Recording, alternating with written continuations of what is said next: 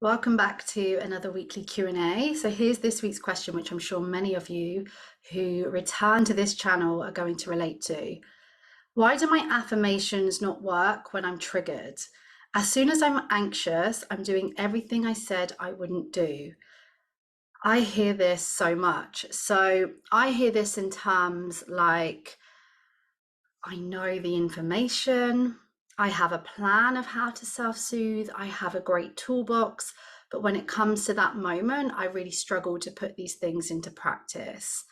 I've been there, sometimes I still am there. So I kind of hear this in two ways, which is the idea of you're doing things that you said that you wouldn't do. You're doing things probably that feel really out of character, that don't feel like you. When we're triggered, when we're anxious, especially with those attachment wounds, we can really behave in ways that later we regret or feel embarrassed by, just really wish that we had been able to stick to our plan. Affirmations, especially, not especially, but yeah, I do hear this a lot. Like, why doesn't the I am enough work in the moment?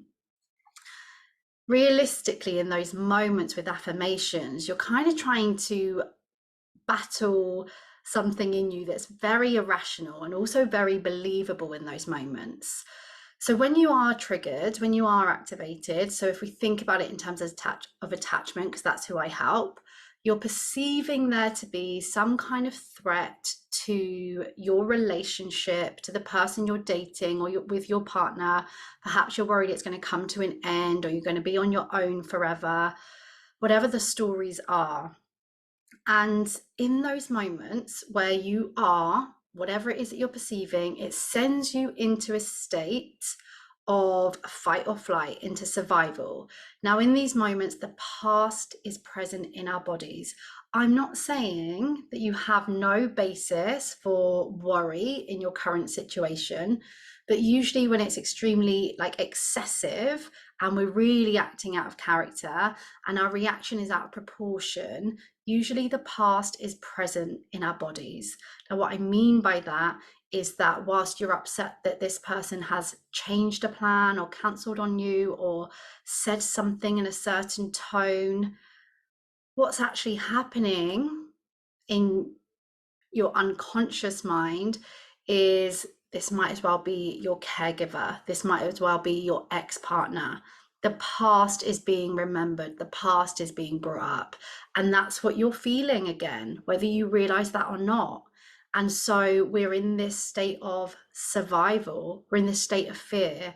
Now, when that happens, the logical part of our brain that makes the decisions, the choices, the planning, the bit that you used when you wrote those affirmations and you made this plan, it's not very effective. It's basically not working. Let's put it like that.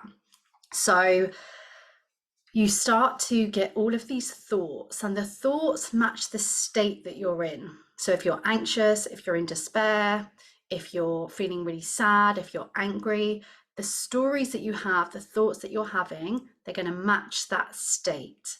So you think when we're in a calmer state, that's when we can be more compassionate to ourselves. That's when those affirmations make sense. That's when we think, yeah, I can stick to this plan.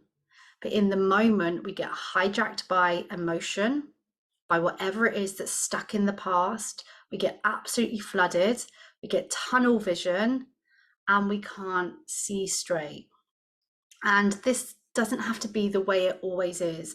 We can really slowly start to befriend our nervous system and those different states and really begin to understand them so that in the moment we know what we need to do. Affirmations in that moment when you're that anxious, they might just be too far out of the realm of soothing you.